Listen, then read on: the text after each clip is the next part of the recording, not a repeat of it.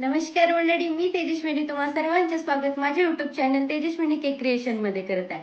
चला तर मग पाहूया काय आहे रेसिपी. तर आज आपण इथे रव्यापासून ड्राय टी टाइम केक कसा बनवायचा ते पाहणार आहोत.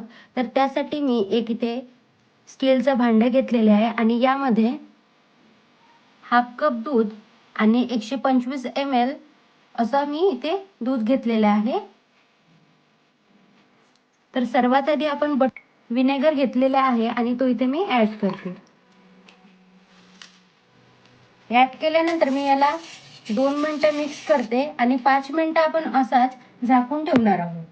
तर इथे मी 2 मिनिटानंतर चेक केलेला आहे. तर आपला बटर मिल्क हा रेडी झालेला आहे. त्याच्यानंतरची प्रोसेस, आपण इथे हाफ कप शुगर ऍड करत आहोत. हाफ कप आणि इथे 1/3 कप शुगर आपण इथे ऍड करणार आहोत आणि त्यानंतर 3 टेबलस्पून ऑइल घेणार आहोत.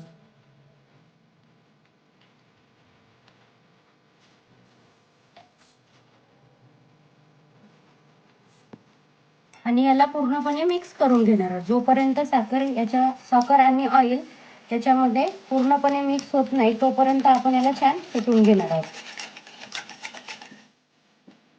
तर इथे आपला बटर मिल्क, ऑइल आणि साखर पूर्णपणे मिक्स झालेली आहे. त्याच्यानंतर आपण एक चाळणी घेणार आहोत आणि याच्यानंतर आपण 1 कप रवा घेणार आहोत.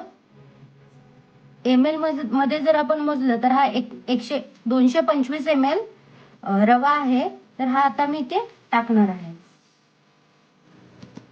यानंतर आणि हाफ कप मिल्क पावडर घेणार आहोत. ml मध्ये मोजलं तर 125 ml मिल्क पावडर आहे.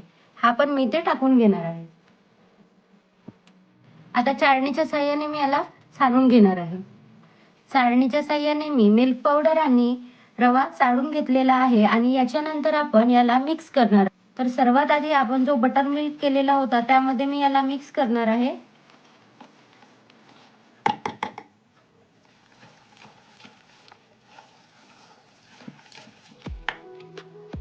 तर याला मी मिक्स केलेलं आहे. याची कन्सिस्टन्सी पाहू शकतात तुम्ही, तर खूप गाढ झालेलं आहे, घट्ट आहे. तर याच्यामध्ये मी थोडासा पाणी ऍड करणार आहे. तर एकदम कमीत कमी मी ते पाणी ऍड करणार आहे.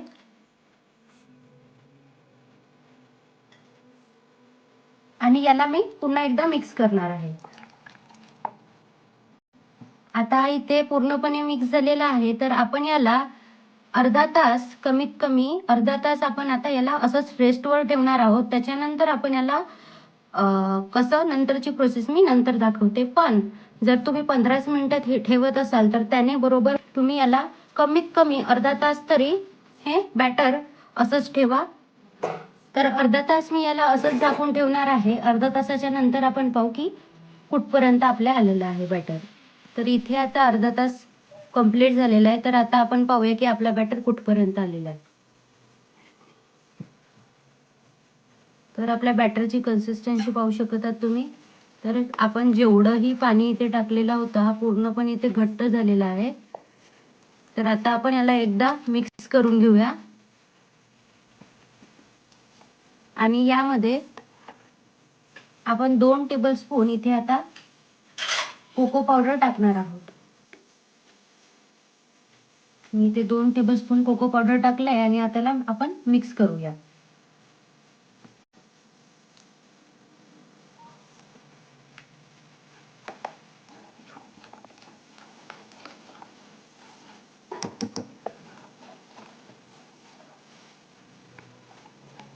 आणि कोको पावडर मिक्स केल्यानंतर आपण याच्यामध्ये 1 टीस्पून आपण इथे बेकिंग सोडा टाकणार आहोत आणि हाफ टीस्पून बेकिंग पावडर टाकणार आहोत. टीस्पून टाकायचे, टेबलस्पून नाही, टीस्पून. आणि हा हाफ टीस्पून बेकिंग पावडर. दोन्ही पावडरना मी आता मिक्स करून घेणार आहे. सर्व इन्ग्रेडियंट्स मिक्स झाल्यानंतर आपण यामध्ये मी इथे काही ड्रायफ्रुट्स घेतलेले आहेत. ही टुटी फ्रुटी, किसमिस, बादाम आणि काजू असे आपण ड्राय इन्ग्रेडियंट्स आपले हे ड्रायफ्रुट्स आता यामध्ये आपण ऍड करूया. इथे मी सर्व ड्रायफ्रुट्स नाही ते मिक्स करून घेते आणि मला इथे मला कन्सिस्टन्सी थोडी घट्ट वाटत आहे, तर मी यामध्ये थोडं पाणी ऍड करते आणि याला पुन्हा मिक्स करून घेते. आता मी याला स्पॅच्युलाच्या साहाय्याने कट अँड फोल्ड मध्ये मिक्स करते.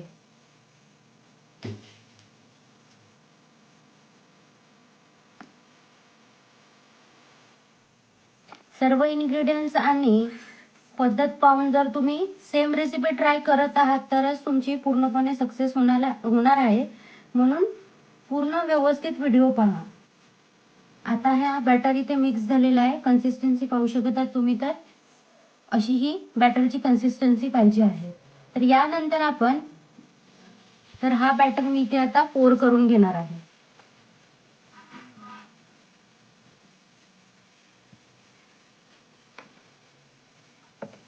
तर इथे माझा बॅटर इथे या टीन मध्ये पोर करून झालेला आहे. आता मी याला टॅप करते आणि जे काही एअर बबल्स आहेत ते काढण्याचा प्रयत्न करते.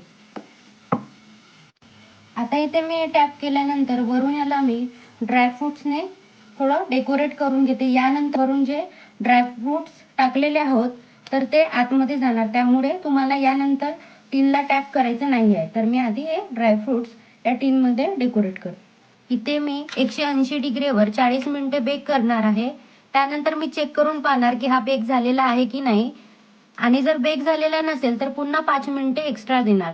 हा 40 मिनिटामध्ये होऊन जाईल, पण मी बेक करायला आता 180 डिग्रीवर 40 मिनिटे मी ठेवणार आहे. तर हा आपला केक इथे आता रेडी झालेला आहे. मी काय केलं, 25 मिनिटानंतर मी हा केक इथे चेक केला, त्यामुळे हा मध्ये सिंक झालेला आहे. तर तुम्हाला ही चूक करायची नाही आहे. वेळ पूर्ण झाल्यानंतरच केक चेक करायचा. तर या केकला बेक व्हायला 35 मिनिटे लागलेले आहेत. तर 35 मिनिटानंतर हा केक आपला रेडी झालेला आहे. तर मी ते आधीच चेक केल्यामुळे हा पूर्ण मधामध्ये होल आलेला आहे आणि हा सिंक झालेला आहे. तर आता आपण याला थंड व्हायला ठेवू आणि थंड झाल्यानंतरच मी दाखवते की हा आतमध्ये कसा झालेला आहे. आता आपला केक इथे थंड झालेला आहे. तर आता आपण याला डिमोल्ड करूया. तर चाकूच्या मदतीने मी आधी याला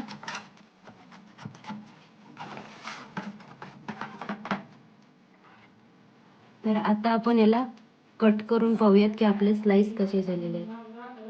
तर आता आपण याला स्लाइस मध्ये कट करू. तर आपण आता याला स्लाइस मध्ये कट करू.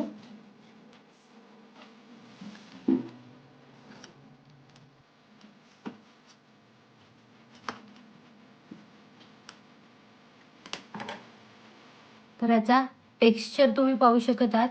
आतमधून सॉफ्ट झालेला आहे. मी इथे दाबत आहे तरी पण पहा तो आपल्या शेपमध्ये पुन्हा येत आहे. तर हा आपला इथे dry T time cake ready झालेला आहे. जर रेसिपी आवडली असेल तर ट्राय करून पहा आणि कमेंट. जर तुम्हाला रेसिपी आवडली असेल तर घरी नक्की ट्राय करून पहा आणि टेस्ट कशी झाली ते सांगा. या केकला मी टेस्ट करून पाहते. टेस्ट तर खूप छान झालेली आहे. तुम्ही सुद्धा तुमच्या घरी ट्राय करून पहा आणि कशी वाटली रेसिपी ते कमेंटमध्ये सांगा. आमचा केक कट केल्याबरोबर अर्धा केक हा संपलेला आहे. यावरून तुम्ही अंदाज लावू शकता की केक हा किती टेस्टी झालेला आहे. टेक्स्चर पहा आणि आपण टाकलेले ड्रायफ्रूट सुद्धा इथे दिसत आहेत. तर ट्राय करा आणि सांगा कसं झालंय ते.